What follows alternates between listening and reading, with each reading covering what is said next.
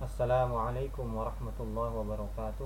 Pada kesempatan kali ini kami akan menjelaskan tentang kegiatan yang harus disiapkan guru sebelum membuat program tahunan SIEKA. Jadi jangan sampai para bapak ibu dewan guru dalam mengisi program di SIEKA itu tidak ada perencanaan yang harus disiapkan. Kalau tidak, maka akan kesulitan dalam mengisi aplikasi SIEKA. Baik, kami akan menyampaikan apa saja yang harus disiapkan, yang harus dicoret-coret, yang harus dihitung-hitung dalam mengisi tahunan SIEKA khusus bagi Bapak Ibu Dewan Guru. Nah, yang pertama adalah Bapak Ibu Dewan Guru harus mengetahui kegiatan tahunan guru ya. Jadi sebagai seorang guru kita memiliki tugas pokok dan fungsi. Nah, ini dia sesuai dengan aturan Kemendikbud bahwa seorang guru harus melakukan 8 kegiatan ini. Yang pertama, menyusun dan merencanakan kegiatan pembelajaran. Yang kedua, menyajikan dan melaksanakan kegiatan pembelajaran. Yang ketiga, mengevaluasi dan menilai hasil pembelajaran. Yang keempat, menganalisis dan tindak lanjut hasil penilaian. Yang kelima, menyusun dan melaksanakan program perbaikan. Yang keenam, melaksanakan kegiatan pengembangan diri. Yang ketujuh, melaksanakan publikasi ilmiah. Dan kedelapan, melaksanakan kegiatan tambahan.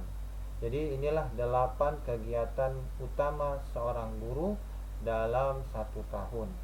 Nah, setelah yang pertama kita mengetahui kegiatan tahunan guru, selanjutnya adalah ini kegiatan tahunan tadi fungsinya adalah sebagai item-item yang harus kita isi dalam kegiatan tahunan di SIEKA nanti. Ini adalah tampilan SIEKA dalam ini karena membuatnya satu semester ya. Jadi 8 item tadi harus kita isi. Nanti akan ada target-target kuantitas. Nah, disinilah diperlukan perencanaan dalam sebelum mengisi SIEKA, karena jumlah target ini yang belum kita ketahui, makanya harus kita hitung terlebih dahulu. Selanjutnya yang kedua adalah kita harus menentukan minggu efektif mengajar ya.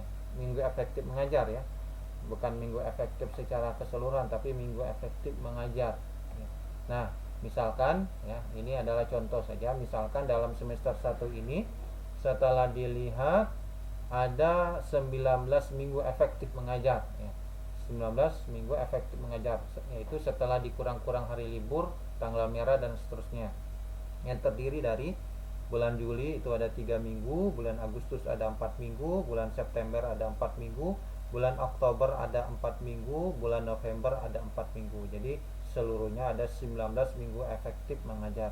Bulan Desember memang ada minggu efektif, tapi kegiatan pembelajaran sudah tidak ada lagi. Jadi kita anggap tidak ada kegiatan efektif mengajar bulan Desember. Nah, ini langkah kedua, yaitu menentukan minggu efektif mengajar. Yang ketiga adalah mengisi. Nah, kita setelah sudah kita mengetahui minggu efektif tadi, kita langsung action merencanakan.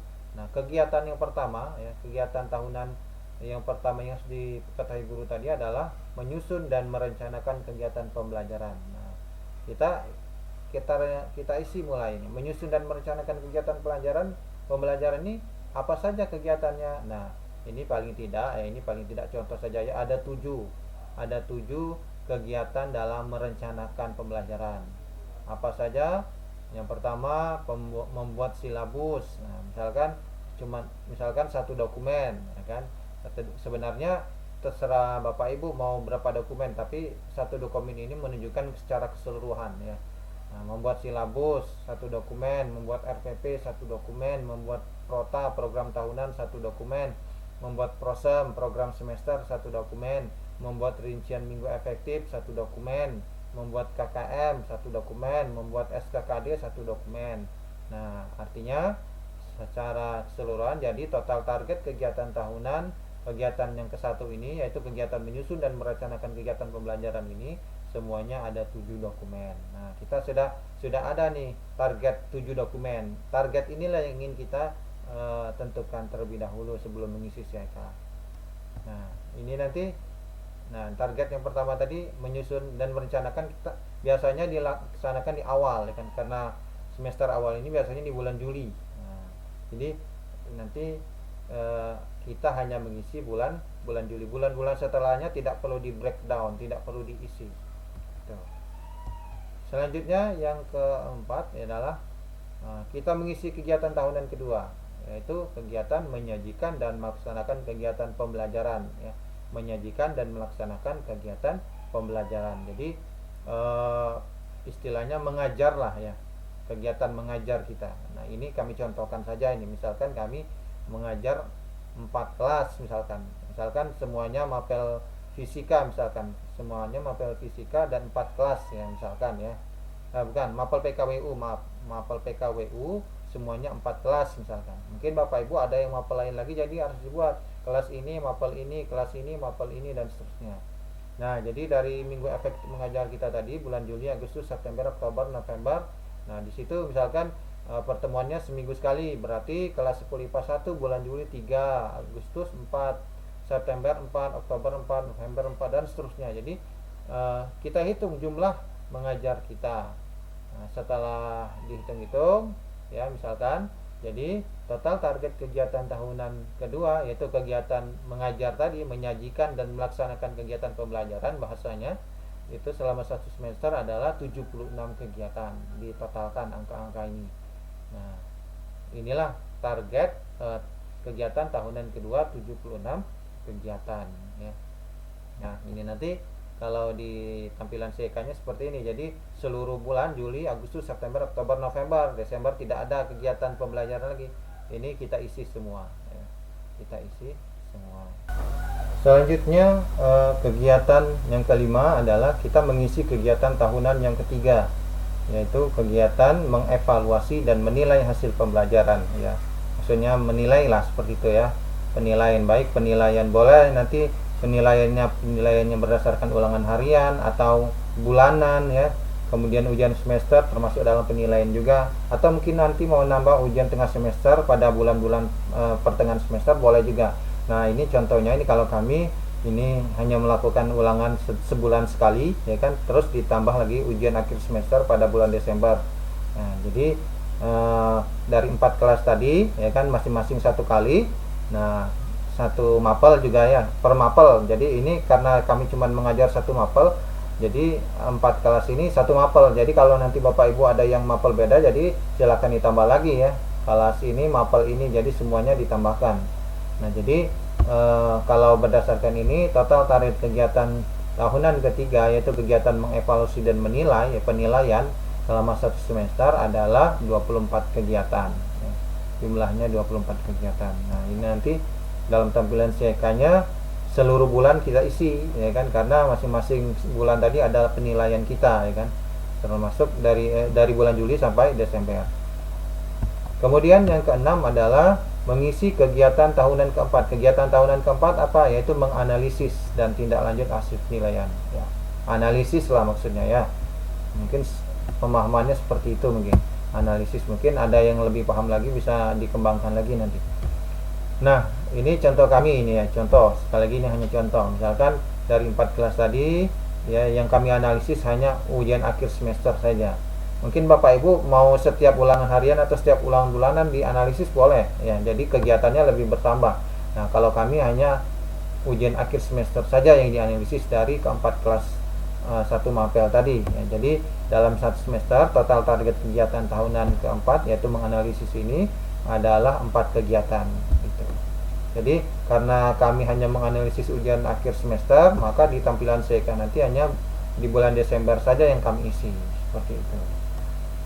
Kemudian yang ketujuh adalah mengisi kegiatan tahunan kelima ya, kegiatan tahunan kelima yaitu menyusun dan melaksanakan program perbaikan, atau bahasa kitanya remedial ya, remedial. Nah sekali lagi, kalau contoh yang kami buat ini adalah remedial kami hanya setelah ujian akhir semester ya. Mungkin Bapak Ibu ada yang mau remedial setiap bulan atau remedial setiap ujian ulangan harian boleh ya. Nah ini contoh kami hanya remedial setiap setelah ujian akhir semester. Jadi dari 4 kelas tadi masing-masing ada 1, jadi semuanya adalah 4 remedial atau 4 kegiatan. Target remedialnya ada 4, seperti itu. Nah, nanti dalam tampilan CK-nya yang kita isi hanya di bulan Desember, karena remedial itu di bulan Desember karena meremedial hasil ujian semester. Kemudian yang selanjutnya ke-8 adalah mengisi kegiatan tahunan ke-6. Kegiatan tahun ke-6 adalah melaksanakan kegiatan pengembangan diri. Nah, kegiatan pengembangan diri ini misalnya kegiatan diklat ya, kegiatan pelatihan, mengikuti MGMP, mengikuti seminar, kolegium dan lain-lain. Ini masing-masing ada angka kreditnya ya. Nah, dalam kegiatan CK ini bukan angka kredit tidak dilihat ya, cuman berapa banyak kegiatan pengembangan diri yang kita lakukan. Nah, ini kalau kami contohkan misalkan dalam satu semester ini melakukan kegiatan pengembangan diri sebanyak 2 kegiatan ya, sebanyak 2 kegiatan. Nah, ini kan kadang-kadang kita tidak tahu kapan pelaksanaan kegiatan pengembangan diri ini ya, kita tidak bisa merencanakannya. Maka kalau dalam CK kita boleh tidak membreakdown dulu, jangan kita breakdown dulu, jangan kita isi dulu ya.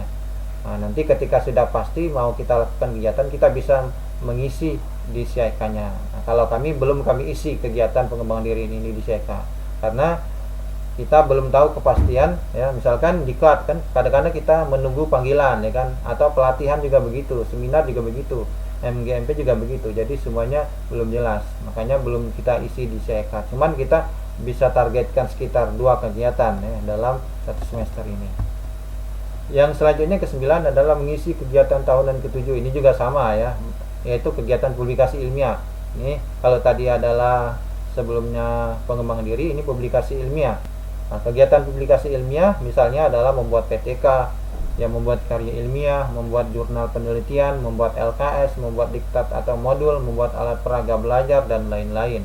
Nah, ini juga kalau belum kami isi di CK ya, karena ini kadang-kadang publikasi ilmiahnya agak sulit kita melakukannya, penelitian, soalnya ini bahasanya penelitian ya.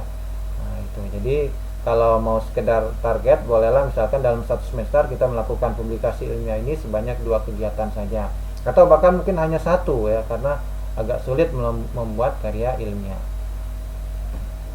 Selanjutnya yang ke-10 adalah mengisi kegiatan tahun ke-8, yaitu melaksanakan kegiatan tambahan. Nah, kegiatan terakhir ya dalam tugas pokok fungsi guru adalah melaksanakan kegiatan tambahan.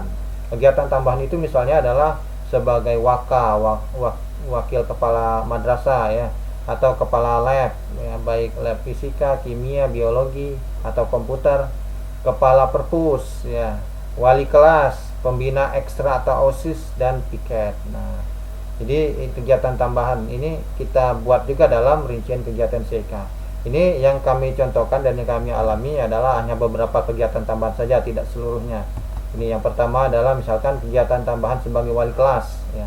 Nah, misalkan kita ambil kegiatan minimal wali kelas itu 1 minggu sekali ya kan, misalkan memberi pembinaan kepada siswa di kelas kita.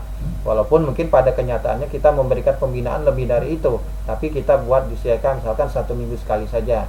Jadi total target kegiatan tambahan sebagai wali kelas dalam satu semester adalah 21 kegiatan. Kita mengacu pada minggu efektif tadi Desember, karena ada beberapa minggu lagi, karena ini bukan kegiatan pembelajaran, jadi totalnya 21 kegiatan. Nah, contoh lagi misalkan sebagai pembina ekstra ya, kegiatan tambahan sebagai pembina ekstra misalkan. Nah, ini juga seperti itu. Boleh kita samakan dengan wali kelas tadi, boleh ya, seminggu sekali. Jadi totalnya semuanya adalah 21 kegiatan. Contohnya lagi misalkan kegiatan piket, sama juga misalkan, boleh kita samakan juga karena piket ini adalah seminggu sekali ya. Sehingga total target kegiatan selama satu semesternya adalah 21 kegiatan. Nah, itulah ya, kalau data-data perencanaan kegiatan guru dalam 1 tahun atau 1 semester tersebut telah siap, kita rekap, maka langkah selanjutnya kita bisa membuat dan mengisi aplikasi CK.